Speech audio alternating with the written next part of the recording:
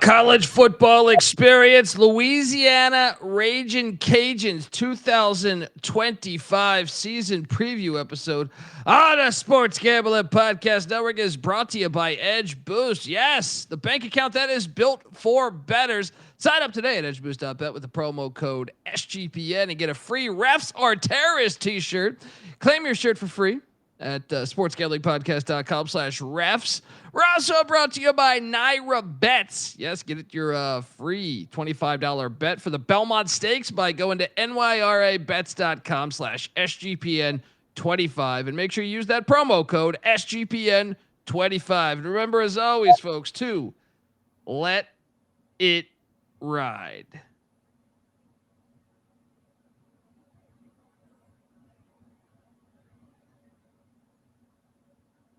This is Coach June Jones, and you're listening to SGPN. Let it ride.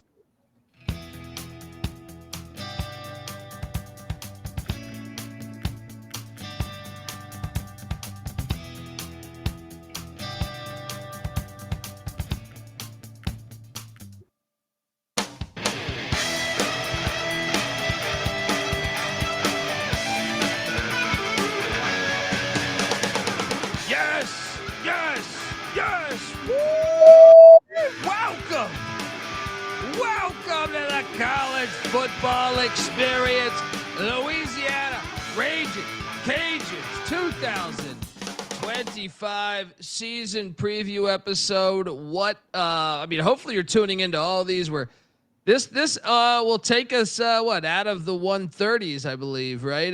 This will be the last one in the 130s. Then we're into the 120s. All 136 teams will be covered. Solo episode talking about each and every team. We've been doing this shit for years, but it's 136 this year. So people are wondering, you got Delaware, Missouri State. It's got to be hard to get through it all, Dundee. No, please. We're football junkies. We're in. If you're wondering who the hell you're listening to, that's fair. My name is Colby Swinging Database Dan, a.k.a. Pick Dundee. That's not a pick. This is a pick.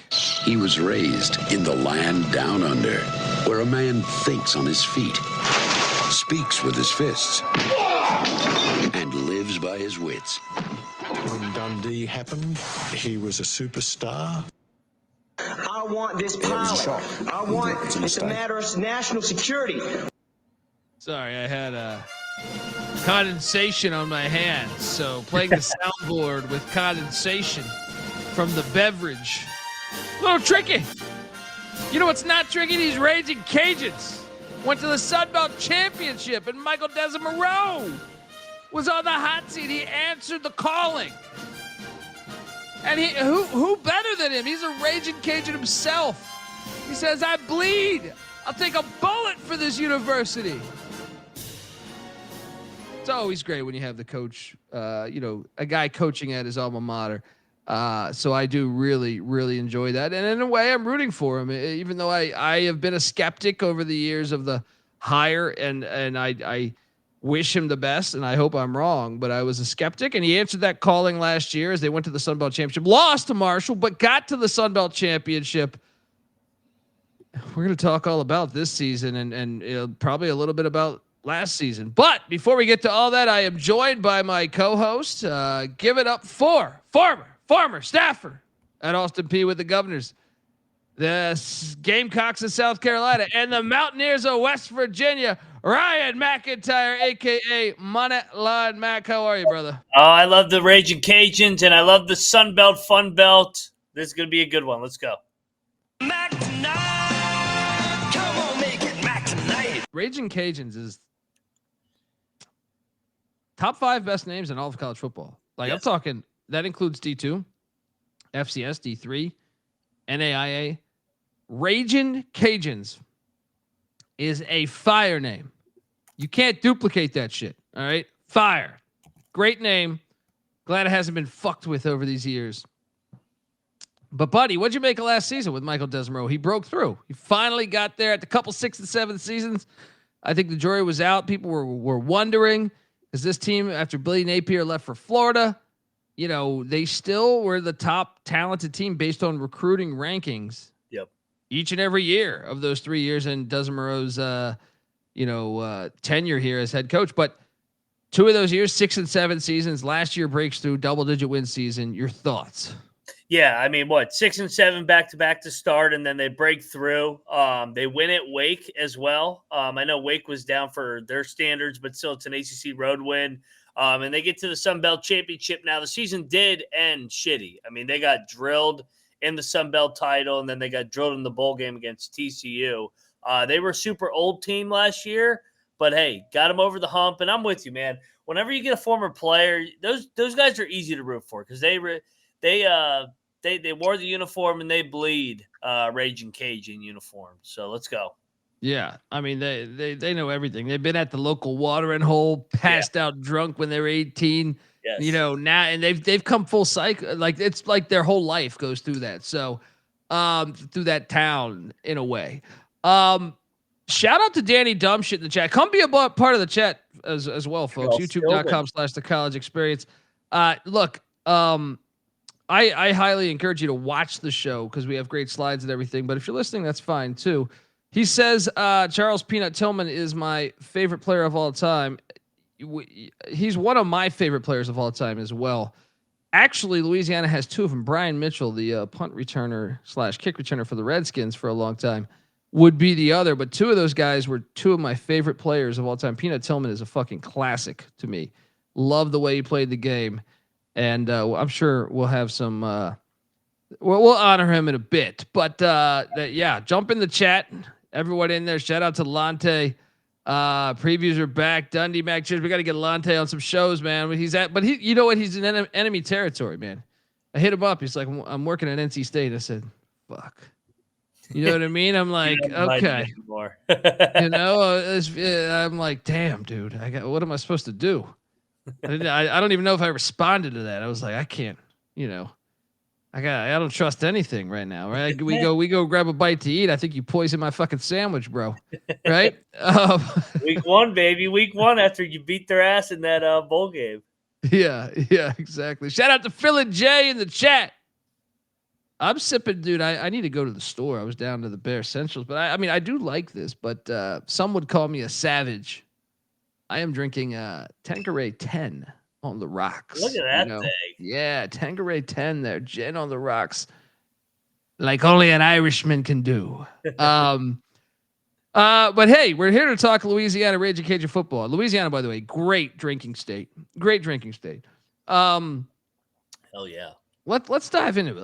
Let's go to those slides. But before we do that, I want to let you know that the College Football Experience is part of the Sports Gambling Podcast Network. And make sure you get all of our free picks and podcasts for the Stanley Cup, College Baseball World Series, NBA Finals, CFL, UFL, all on the SGPN app. Get it wherever you get your apps. It is free. And remember, as always, folks, to let it ride. All right. We're back. This guy, early cocktail run. Fucking amateur hour over here, right? Amateur hour over here. There was a lot of preparation before the show. All right. Look, let's dive into this thing, right? We got these Ragin Cajuns. That logo on the left there. God damn it. They do everything perfect. And I've been down there to Cajun Field. That place is awesome. But that logo, fire. That thing is fire. The name Ragin Cajuns is fire. The logo is fire. Please don't ever tinkle with it or tinker with it. Maybe it's amateur hour over here. But Michael Desormeaux, 6-7 his first 2 years. He's 23-18 overall, 10-4 breakthrough season last year. I did lock up Marshall in the Sun Belt Championship.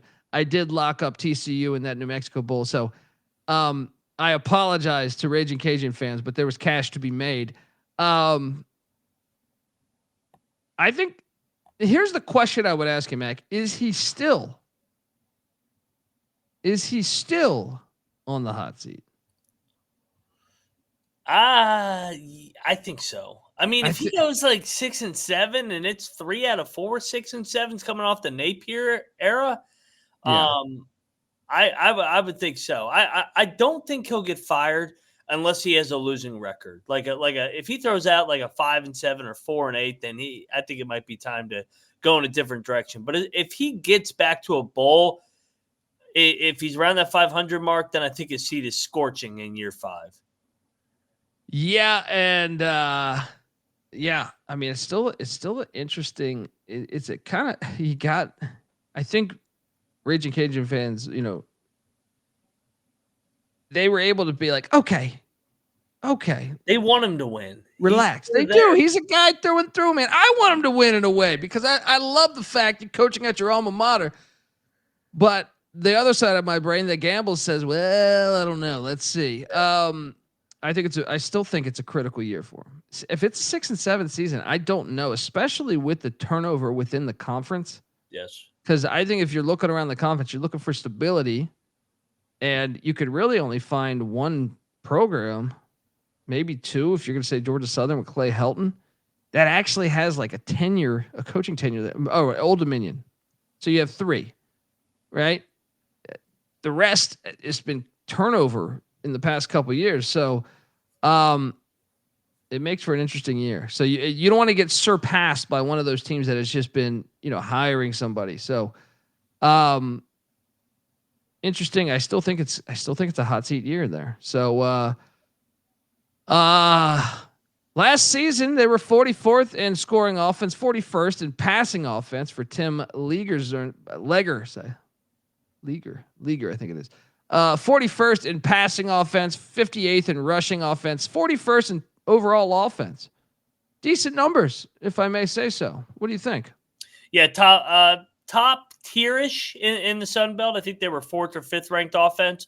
Yeah, I mean they were consistent and that's when they kind of got on a roll. I mean, put up 50 plus against Troy and Arkansas State. So they did a good job of beating up on bad defenses. But then obviously you can't ignore only scoring 3 in the championship game, then 3 again in the bowl game. So it's they finished poorly, but they did a good job of playing high level offense middle of the year last year. Yeah, and that was I gotta go. I didn't listen. I didn't have the freedom with my son today to listen to last year's episode. I wanted to. I believe I took the over. I don't believe I bet it though. So I think I got it correct, but I didn't bet the over. Returning starters. The cupboard's a bit empty, man, when previewing this team. And by the way, I do believe I am wrong on the 4th name there. I think I forgot to delete that. I believe it's 3 starters back on the offensive side of the ball, led by Zylan Perry, Caden Jensen, and Jax Harrington. Elijah Canyon, I believe, is not on the team. He's on Liberty. So I fucked that up. My apologies. The portal, they don't use the portal much, man. It's interesting. They've been the best recruiting team in Louisiana, in the Sun Belt for most of the years, I feel like, between him and Napier. But they don't use the portal much, which you wonder in a critical year where you lose all your veterans from those big time, recruiting cycles. Interesting approach. I'll say that. I can respect it, but I also think if you're on the hot seat, you might want to use the portal a little bit more. Quarterback Walker Howard was a big-time recruit by LSU originally. He was at Ole Miss. I still haven't seen him play really in college football, but the guy was a highly touted kid, and he's from Lafayette, Louisiana. Speaking of LSU, they brought in Shelton. Let me talk to Sampson from LSU. Tight end Trey Miller from Wayne State. I love Wayne State because the UFL, the Spring Football League, couldn't play a home playoff game because Wayne State was having their graduation at Ford Field. Trey Miller, though, comes in, and then Brock Chappell from Furman. I have my concerns. Inexperienced quarterback. I know he was highly touted. 3 guys back on the offensive side of the ball. I have concerns, man. How about you? Yeah, I agree with you. It is funny. Like, I was looking at their depth chart a little bit today, and then I was like, I thought they lost a lot, but then it shows like a lot of returners, but it's guys that didn't play as much compared to guys that are bringing in experience, guys through the portal, like Southern Miss in their league. So Yeah, I mean, it's going to come down to Walker Howard. Can he take the next step? I mean, he's from Ole Miss. You said he was highly recruited by LSU out of high school, so he's clearly talented. He's got good size. Can he put it together? Can the offense put him in position to succeed? It is the real thing where this comes down to, I think. Yeah, and look, I'm glad he's in the state of Louisiana, and I'm old, man. You're younger than me. I'm old. Slightly. Because Walker Howard's dad. Yeah. I remember at LSU as quarterback, Jamie Howard. Yes. Shout out to Jamie Howard. Hope you're doing well in life. But damn. So you got some pedigree, some classic college football pedigree. Zylan Perry has 970 yards and 6 touchdowns throughout his career. So that is a nice guy to have back. Yeah. I feel like they always got backs, man. They've had backs for a minute. So, yeah, that's good. But I mean, there's concern because the O-line, a lot of inexperience on the O-line, a lot of, some inexperience with the wideouts. I think the wideouts will be fine. It's really the question mark of Walker Howard of, I don't care what level of football you're on. Like, it's tough first year starting, and you haven't started in a few years. It's not like going straight. We saw like Tulane's quarterback from San Luis Obispo who transferred to Duke, Darian Mensah. See, he was able to start his senior year of high school and come right in and start. You take a couple years off, it's a little tricky to me. The defense under Jim Salgado, don't give him shit. Scoring defense, 58th. Pass defense, 33rd. Rush defense, 77th. Total defense, 47th. Okay. What do you make of that? Like, they were a kind of like a 10-win, a Sun Belt championship caliber defense. If you told me top 50 defense, you're saying if you're a Louisiana fan, you're going to take that. You're going to take that all day. So, yeah, I think those are pretty good numbers. How about you? I mean, obviously the rush defense, you'd like to be a little bit better. Yeah, and it was he got promoted last year to defensive coordinator. So this was a nice change for them, and I thought the defense definitely took a step forward from those first 2 years. So Salgado, I thought he did a good job with the defense. Kind of like the offense, we got some moving pieces here. But I mean, they do promote within a lot because they've recruited well at the high school level. Yeah, they really have. The defense, man. 3 starters back on defense. They got, I think I read that. I was reading like a local publication or something that was covering the spring game. And correct me if I'm wrong, because I should have jotted this down, but I believe they said 10 of the top 12 tacklers are gone.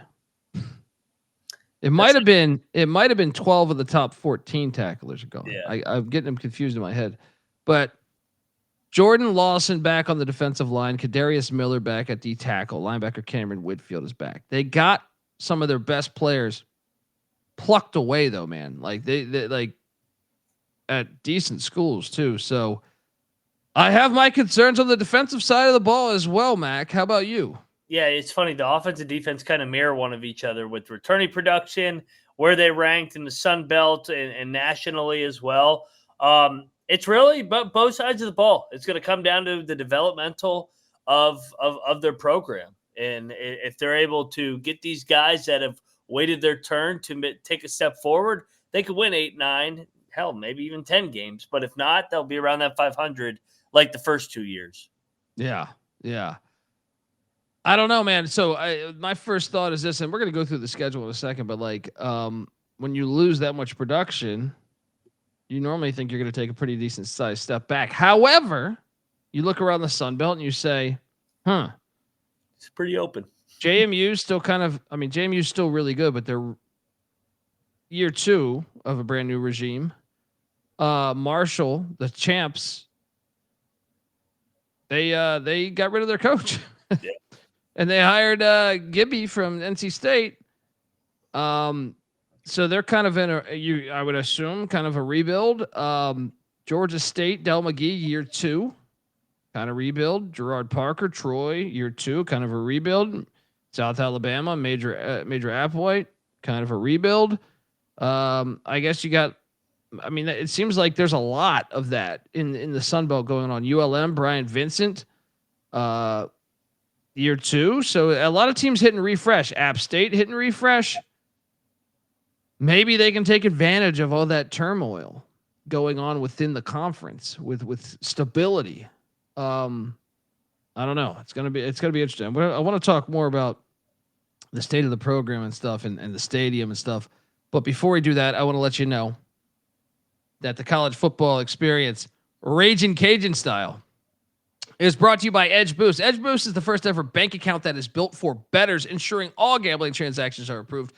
There's no usage fees, no minimums. You can earn cashback rewards, 100% approval rate for all betting deposits. Sign up today, edgeboost.bet with the promo code SGPN. And if you sign up this week, you'll get a free, absolutely free Refs Are Terrorists t-shirt, which I have mine in the other room. It's great. Go to sportsgamblingpodcast.com/refs to claim your free shirt today. We're also brought to you by Underdog Fantasy. Underdog's going long for the NBA Finals with their extender bonus. Hop in game 1, and the longer the series goes, the bigger the bonus gets. So sign up, and when you do, sign up with the promo code TCESGPN to claim your special pick plus first time deposit offer up to $1,000 in bonus credits there. UnderdogFantasy.com, promo code TCESGPN. We're also brought to you by Naira Bets. We got the Belmont Stakes going on at Saratoga, and you're going to want to bet the Belmont Stakes with Naira Bets. Sign up today using the promo code SGPN25 and get a $25 free bet plus a $200 deposit match bonus. So whether you're a seasoned bettor or just getting started, Naira Bets makes it easy to jump in the action, but specifically this action, because this is an exclusive offer. It's just for the Belmont Stakes, so you do not want to hesitate. Join now. Claim your free $25 Belmont bet today at NairaBets.com. Once again, NYRABets.com/SGPN25. All right. We are back, and we like to do state of the program. And normally that we start with the stadium, man. And by the way, I before we get to that, they did add some guys in the portal, but man, they went to obscure places. Jalen Kreider coming in from Youngstown State, a Penguin coming down to the Bayou. Trey Tomlinson from Richmond, the Spiders, and cornerback Curly Reed III. Anyone named Curly is a fucking great human being, as far as I'm concerned. Curly Reed III from Washington coming in. Don't double cross a dude named Curly. I'll tell you that. They didn't use the portal much, man. They're a strange team. Like we're previewing all these teams. I have notes and notes upon portal. Short of the service academies, which you can't really use the portal. This is one of the mysteries. Like you would think a team in Louisiana where there's a lot of homegrown talent. You touch Texas, you touch Mississippi. You know what I mean? You got Memphis, Tennessee, not far away, right? You would think they might use the portal a little more. Now, I'm not trying to shit on the coach and say he's doing a bad job not using the portal, because continuity might be the reason why he was in the Sun Belt Championship. But I got my questions, man. How about you? Yeah, I'm a little surprised that they aren't tapping into kind of that second chance type feel where you get all the SEC, not rejects, but like guys that, hey, I'm one level behind. Let me just go down here, have a monster year, then I can pop back up to the SEC. But continuity does mean something. It works obviously for the academies. They do run the triple option, and that's a big reason why. But I mean, we'll see if they are able to maintain the success of last year. Maybe you'll start seeing some more teams go to this model, kind of the Clemson model in a way, is what they look like. Yeah, the similarity was that Clemson was number 1 in the ACC for a long time in high school recruiting. Yeah. But even Clemson, you could say they kind of fell off a little bit. Yep. You could say that. Let's talk about. I mean, I see people in there talking about the stadium. I've been down. This is the original Swamp too. Spurrier started calling Florida the Swamp in the early '90s. This shit is and if you talk to a Ragin Cajun fan, they'll remind you of this shit. I've been down to this stadium. I think it's a very good stadium. I gave it 8 out of 10 ranking. 54 years young, Mac. What I love about the stadium is it actually is below the ground. A lot of stadiums will just build it straight from the ground. That's why I dig about this stadium, and it is a beauty, man. It is an absolute fucking beauty. And shout out to Ragin Cajun fans. The tailgate scene is good. We're going to talk about that in a second, but you see the grass over there on the back end zone there? That's what I'm talking about. It's like they found a hill and built into the fucking hill. It's pretty cool stuff, man. The original swamp, which makes sense of why it would be the swamp. Beautiful shot there. Yeah, I mean, it's just a nice stadium, man. This is the way college football should be, man. Louisiana does shit right with the exception of the Superdome. I think this is a fly fucking stadium, though, man. I really think it is. Look at that. I mean, I love that old school press box, and I think that's a recent addition, but they do it right. This is me at midfield. I took this fucking photo. I'm at midfield of this goddamn stadium right here. Yeah, I mean, it's just, what do you make of it? What do you give it? 1 to 10, Mac? I give it a 9. I love the stadium. And it rocks. Look at the crowds that they get for these big games. Dude, they got good fans, man. They got good fans, and they care about their football. I love this. They got a statue at the stadium. I took this photo too. Billy Blackjack Landry. They got love the fact they honor their history. They've been playing football for a long time. This is another one of my photos too, man. It's just a cool stadium, man. And this is another one of mine as well. Yeah, they were building this shit when I was there on the left. They were building that new press box. Shout out to Trey Carpenter. Says he loves this goddamn show. I appreciate you, Trey. We love you tuning in, man. They do college football right, man. Look at that shit. That's the new one. That's the new press box. That shit looks great. Look at those fans, man. Fuck yeah. Dude, they care. Yeah. Like, dude, Louisiana's a great state. They love football. They love drinking. And that's why, though, the expanding the playoff is great, because getting that fan base. I know they lost the Sun Belt Championship, but they've won a Sun Belt Championship in the past 5 years. Yeah.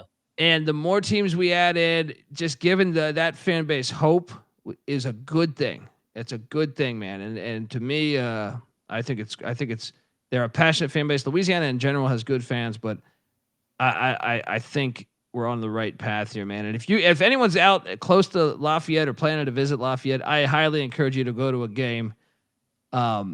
It's a really fun time. So check that. Look at that, man. The tailgate scene, burgers. They could tailgate, man. And they fucking know. Dude, I was eating alligator there, man. I had no idea. I was pretty fucked up. I thought I was eating chicken. They're like, "Yeah, you're eating alligator right now." I was explaining how I'd never had alligator. They're like, "No, you've been eating it for like 10 minutes." I was like, "Oh shit." Shout out to that. Had no idea. Shout out to the good people, man. The good people of Lafayette. We do this thing, state of the program, and some say I might be being harsh here, Mac, but I do think it's a pivotal year. You didn't win a Sun Belt championship for the past 3 years, where you've had on paper. Now, I think recruiting. I'm one that thinks recruiting rankings is a bit overrated, but they were favored to win the Sun Belt. 3 years, or at least get to the championship game. They still haven't won a championship. I put 5 of 10 because of the coaching uncertainty. And you're starting to see Texas State rise up. You're starting to see JMU rise up, who came from the FCS ranks. So I might be being a little harsh. What would you say? State of the program at Louisiana. I don't even think you're being harsh. I think 5 is accurate. I mean, Napier was 22-2 in his last 2 years, and they won the league back-to-back years. So for them to be sitting here, in the last 3 years at 23-18, I mean, it's been mediocre. So this is a big year, and I think 5 is accurate. Yeah, I mean, it could. If we're doing this next year, which God willing, then I would say they have a great season. Maybe I put this thing at 7 or 8. Win the Sun Belt, maybe even 9. You can ride that momentum. Yep. But anyway, look, we're gonna jump into every single game on the schedule, and we're gonna talk about the win total, what Vegas is expecting, But before we do that, I want to let you know that the college football experience is brought to you by Circa's Ultimate Fantasy Football Giveaway. Yes, Circa Resort and Casino in Las Vegas is giving away the ultimate fantasy football experience for anyone with a 12-person league. Even if you got a 14-person league, you cut 2 people out of the. You just say, it's a 12-person league. We'll take his phone calls, right? For a 12-person league to draft in Vegas and be treated like VIPs for their stay. So even if you have a 14-team league, you go to Vegas with 12 of your guys. You when it gets to that guy's pick, you just call them. And you don't even tell them, we're over here. You don't even say you're in Vegas. But what a great deal, man. You'll get a limo ride. You'll get picked up from the airport in a limo, which I guarantee you will have booze. $5,000 bar tab, not only a food and drink tab at Stadium Swim. And if you haven't seen fucking Stadium Swim at the Circa in downtown Vegas, first off, they have the biggest sports book in the world, but they also have this gigantic pool with 1 million screens. I was talking to the bet detective, CJ Sullivan, the host of the Bottom Line Bomb show today, and he's staying right now at the Circa in Vegas. He was just at Stadium Swim like an hour before I talked to him. He was saying it was incredible, the scenery. And you know what I mean when I say scenery. All right. So you want to go. They're also going to cover a hotel stay for you and your 11 league mates. You can always get 15% off at all the Circa properties, by the way, too, as with the promo code SGP15. So even if you're not planning to go for fantasy football, SGP15, go to Circa. Enter the Ultimate Fantasy Football Contest today. Get this for free at sportsgamblingpodcast.com/circa. That's CIRCA. That's sportsgamblingpodcast.com/circa. We're also brought to you by Rhythm. You probably heard me talk about Rhythm before, but get this. They just dropped a game-changing new feature called Power Trends. These are AI-detected patterns where Rhythm's model is consistently won and has a high ROI. Think like a strikeout prop that has a 59% winning percentage there with the line and win probability hit a certain range. So it's fire. Power Trends are updated daily and exclusive to Rhythm. No touts, no noise, just clean data-backed bets. All right. Download the Rhythm app. Check out the Power Trends and start betting smarter. You know we will be. Also, get your free 7-day trial period. sportsgamblingpodcast.com/rhythm. That's RITHMM. That's sportsgamblingpodcast.com/rhythm. We're also brought to you by mybookie.ag. Yes, MyBookie is your place to bet on the NBA Finals and Stanley Cup, NHL Stanley Cup there. For the true G-Gens, too, the MyBookie money bag is a blast. Look, MyBookie accepts customers from a ton of different locations as well. You can easily deposit, get lightning fast payouts using crypto. So head on over to mybookie.ag and use our promo code when you do, TCESGPN. They're going to give you a 100% deposit match up to $1,000. Of course, terms and conditions apply. Once again, that's mybookie.ag, promo code TCESGPN. All right, we are back. And let's talk about this schedule. We're going to go game by game on the schedule, talking Ragin Cajun football. And it starts with this. The Rice Owls, Scotty Abel. Yeah, that's the preview we're going to be doing in about an hour from now or 45 minutes from now. I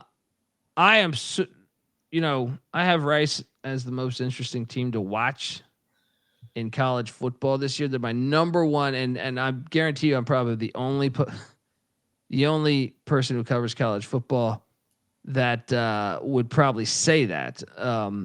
But I really do. I'm fascinated that they're going triple option, and I'm curious to see how it will work. I think it will work long term. Year one is kind of always the mystery year. You look back at some of the coaches that have installed the triple. It normally takes a year for a lot of, with the exception of Paul Johnson, who got it rolling right away at Georgia Tech, if memory serves me correct. It's going to be interesting. They kept the DC though. They kept or maybe he was co-DC, but they promoted him. So Rice had a good defense a season ago. The offense, I got no fucking idea how fast they'll be able to get this. At least they had spring.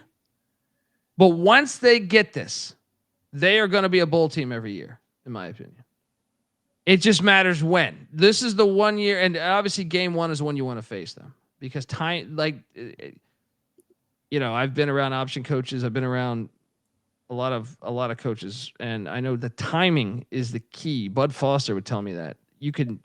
Bud Foster, legendary Virginia Tech defensive coordinator, if you didn't know.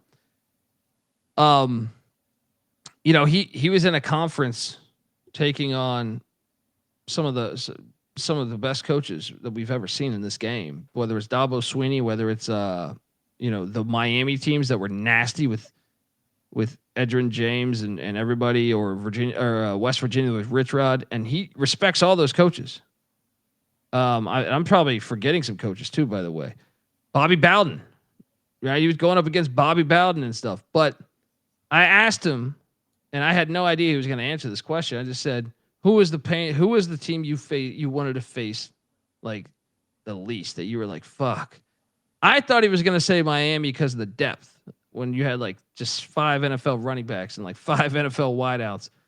He didn't say that. He was like, honestly, man, Georgia Tech, man. He was like, that shit. He goes, you play that shit, you never know where the ball is, right? They're on point on their blocks. And then he said, the timing, you can't simulate it in practice. He was like, we would try. Like, we knew we would play in Georgia Tech. We were like, man, we would take our scout team and tell them, we would give them like a 3 weeks of notice, the scout team. He was like, you still couldn't get it to that point. Yeah. Right. But that's the thing, is that year 1, though, the timing, it's not there. Normally it's year 2 when it really starts to click. So that's why I actually probably will take Louisiana, even though I want to take Rice because I love the fact they're going triple option. I think Louisiana's going to catch them. This series goes back, by the way, quite a ways. 104 years old they've been playing Rice and Louisiana. Love it. What are you doing here? Well, the line's 14.5 is what the chat's saying. I will take the points, though, because I'll tell you one thing about Rice football and triple option football. It bleeds the fucking clock. You might have like 6 possessions in this fucking game. I was going to agree. Yeah, limited possessions, but I'll take Louisiana. I don't think Rice is there offensively yet. And to your point, I think I was a freshman, and we made the high school playoffs, and we were playing a team that was a triple option team. They said, all right, all the freshmen over there, you're going to be the scout team this week. And all we did was practice a fucking triple option. That shit is hard to run, man. Dude, I played on the defensive side of the ball, and you're disciplined. Yeah. So like you have to stay in your lanes, and that shit over the course of a game. That's why, to me, it never should have went away. I mean, it never fully did, because the service academies and Georgia Tech and Paul Johnson and a couple other teams, like Nebraska, should have never ditched it, because they would have had dominant years continuously. But it makes you so disciplined mentally, of like, God damn it, they do this fake fullback, part of the triple option. They fake it to the fullback dive every time. I'm sick of biting on the fake fullback dive. He doesn't have it. Yeah. I'm going with the running back. And then guess what happens? It's a numbers game. You finally go with that running back. It's the fullback fucking dive, and that's a 70-yard touchdown. So, I mean, Mike Leach was a huge proponent. I asked him, he was a good friend of ours, and rest in peace to Coach Leach. But I was like, dude, what's your favorite offense ever? And he was like, triple option. He goes, I modeled the air raid after the triple option. He was like, triple option is the greatest offense ever. It will always be a part of football, unless this is, probably in like 2018 or 19 when I asked him this, but he was gone before these rule changes. But I'm glad to see this happening with Rice. But yeah, give me 1-0. Give me 1-0 for these Ragin Cajuns. Yep. You too, right? Yeah. And then I like the next one. The next one, love the next one. Yeah. Absolutely love the next one, because I love in-state battles. And I've been to a game there in Lake Charles as well. Now,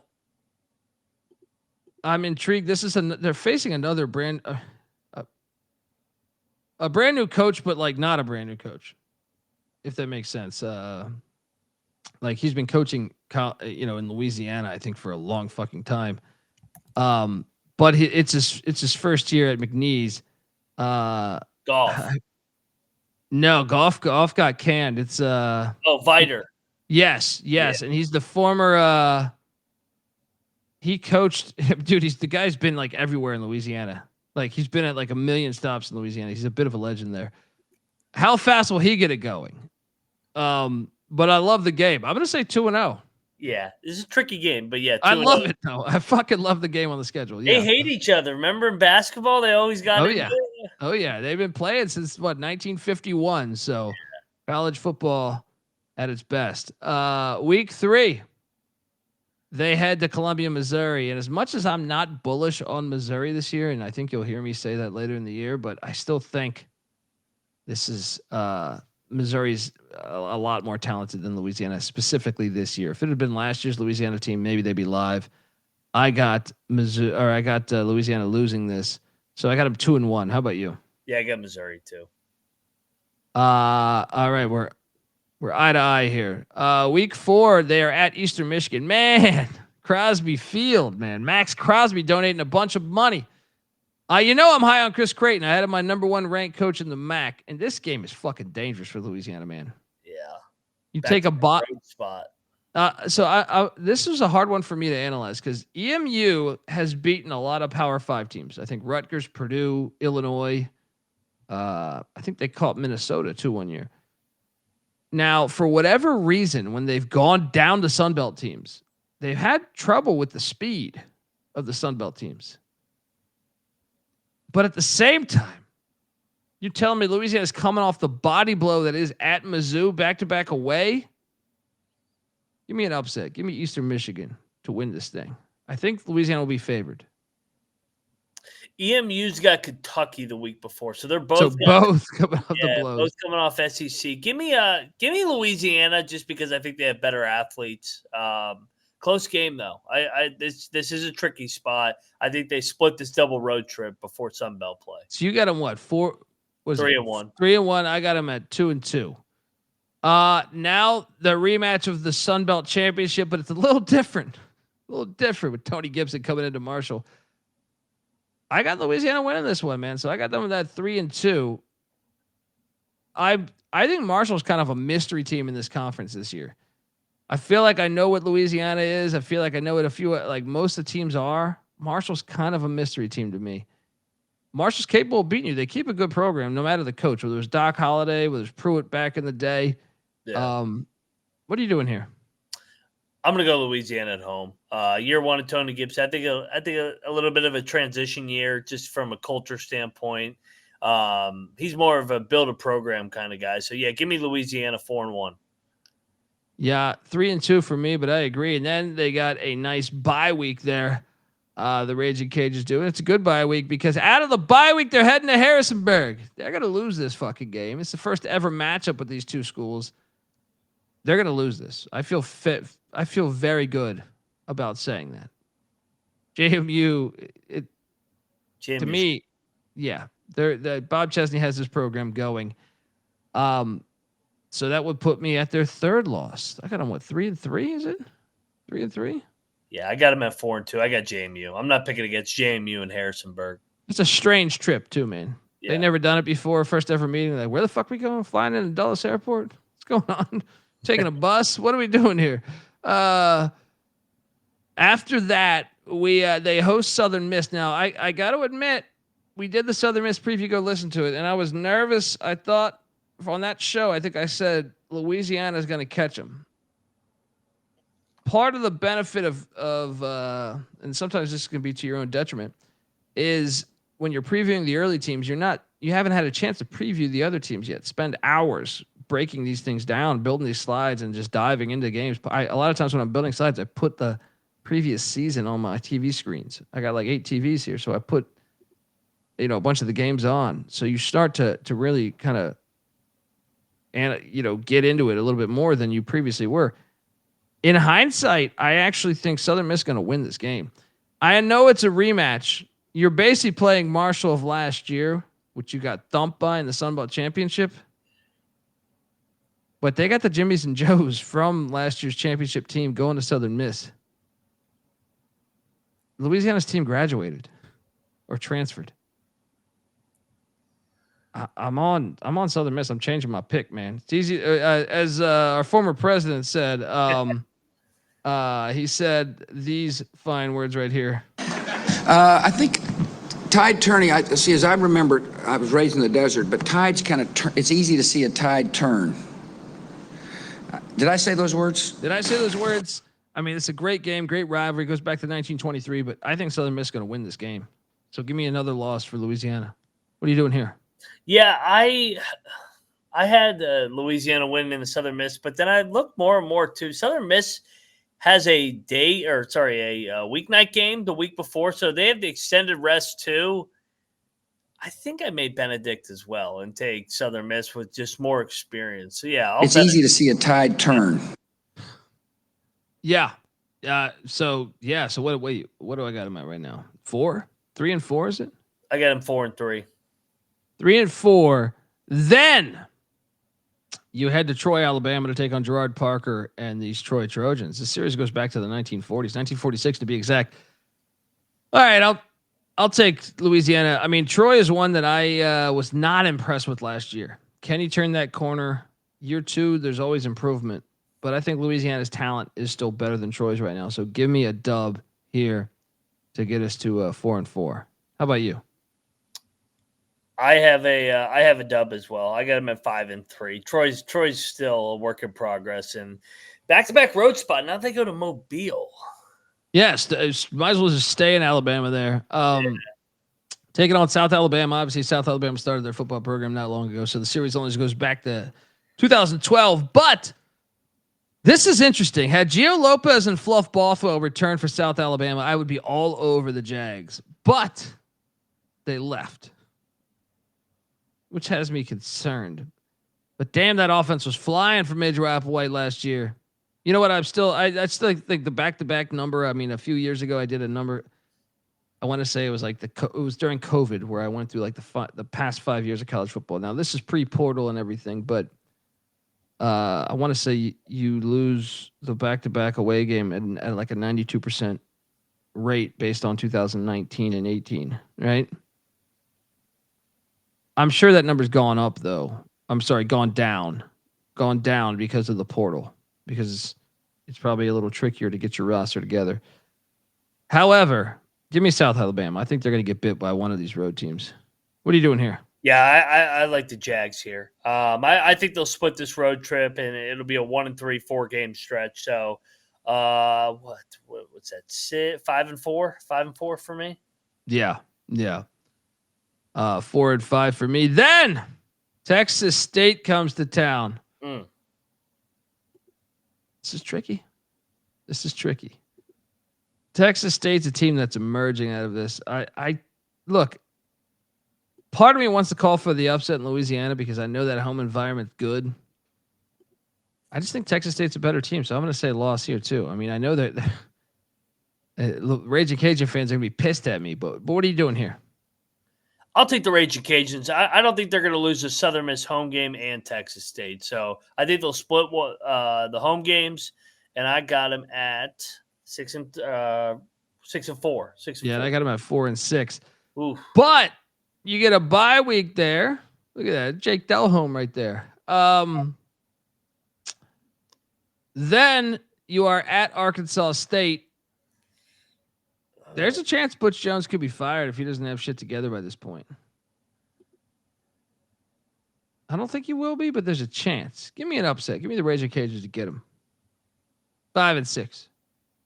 What are you doing here? I'll take the Ragin Cajuns as well.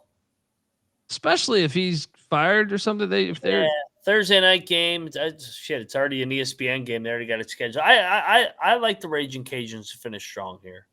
Fight for their guy, man. Fight for one of their own. Yeah. Shout out to Chris Gray. I think he's trying to say Texas State's never beaten Louisiana. Yeah. Interesting. Chris, are you a Louisiana Ragin Cajun fan? Because if so, that's awesome. Hell yeah. Then you got to end the season, the Battle of the Bayou. Louisiana and ULM. I'll take Louisiana at home to win this, to go bowling. 6 and 6 is what I got Louisiana at. I could see one more win there. I'm going to say their ceiling to me is 7 and 5. Or not ceiling. I mean, theoretically ceiling some of those games. But I'd say ceiling is probably 8 and 4. But I think they'll be between 6 and 7 wins. I got to finish in with 3 straight, 8 and 4. I guess. Wow. Well, guess what that number is in Vegas? 7.5. I got them 6-6. Now they're plus 500 to win the Sun Belt. They're plus 1,500 to make the college football playoffs. I have my questions, man. I just think, now I will say that, I actually think there's a path for 5-7. If they don't beat Arkansas State, or maybe they lose to Arkansas State, but they beat Eastern Michigan. Yeah. There's a lot of toss-up games. This is Sun Belt. What is the Philly Jays asking? What's the floor? To me, the floor, they'll win 4 games no matter what. Yeah. I say 4-8, just like you're saying, Philly J. Now, on the flip side of that coin, what is the ceiling? I think it's 8-4. I can't see them at 9-3. I mean, outside of JMU and Missouri, what's a guaranteed loss? I'm just saying they have 6 returning starters, though. Hey, program continuity, baby. You might be right. I'm on the under. He's on the over. There's some carnage for you. There's Ragin Cajuns. I don't think I'll be locking. I mean, I might lock this up. I'll tell you that, because 7.5. I'm a game and a half under that. I feel pretty decent about the under. So in the locks episode, I'll put it like that. We'll see what as the season builds up when I preview some of the other teams on the schedule, but I feel pretty decent about the under here. I'm not going to lock it up. We did lock up 2 other ones. Go listen to the other 5 episodes we dropped. But guess what, folks? We're going to preview Rice in 25 minutes. So buckle up. In the meantime, here's that schedule for you once again. How about that, though, Mac? They have 2 sets of back-to-back aways. Yeah. That's another thing I think that factors in there. Back-to-back away is tough. You can make a case. You can make a case that every team they'll play on the road, minus Troy. And possibly even Troy, because Troy's been a good program over the years. But what? Missouri, obviously goes bowling. They'll be bowling this year, I would assume. Eastern Michigan goes bowling often with Chris Creighton. I think last year they were 5-7, but that's a huge game. It really is. That's if you think they're going to beat Eastern Michigan, and then if they can get the Texas State or Southern Miss home game, then I think they can get to 8. But I was going to make the point, though, that because South Alabama was a bowl team, Arkansas State was a bowl team. I was going to say the road schedule is kind of brutal for them. I kind of got this year, I think, Missouri, Eastern Michigan, JMU, South Alabama, Arkansas State probably going to be bowl teams. Troy's the only one, but Troy could, and maybe Arkansas State falls off, or maybe EMU falls off. I don't know, but it's a tricky schedule. Anyway, tricky within the Sun Belt, if I may say. Yeah. I'm on the under. He's on the over, folks. The Rice Owls preview's coming right up. 25 minutes. All right, I gotta just go refill, get another cocktail. But make sure you give Moneyline Mac a follow on Twitter at Moneyline_Mac. I'm on Twitter at DColbyD. The College Football Experience is on Twitter at TCE on SGPN. So check us out. And don't forget, you can watch the show, youtube.com/The College Experience. We've been doing this shit for years, home of our college basketball. If you're a Louisiana Ragin Cajun basketball fan, love their basketball stadium, which is right by the football stadium. Let's get it going. Basketball, we're live every night of the season. College baseball, Louisiana's got a good program there too. Shout out to Caleb Root as well. Said Spotify listener here. Just want to let you boys know that I've been listening for years and love the show. Great distraction at work. Thank you, Caleb. Appreciate you tuning in. But youtube.com/The College Experience. Get on over there, hit that like and subscribe. It helps us, folks. All right. Till next time. This is the College Football Experience, Ragin Cajun style. You better start thinking about yours. And we are out of here. Yeah.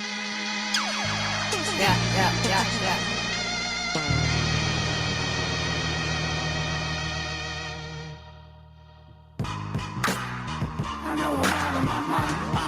I've lost my mind. I'm just ahead of my time. I know I'm out of my mind. I'm just ahead of my time. Tricks the body, thinks the body. 21st was hell without vodka. I pop up in spots, they screaming, new clockwork. I'm dilated, the fuck off, I ain't doing it. Before weatherman dropped, they thought I might have ruined it. Elusive, I just deny rumors. Smile and give punchlines with dry humor. See what the future brings.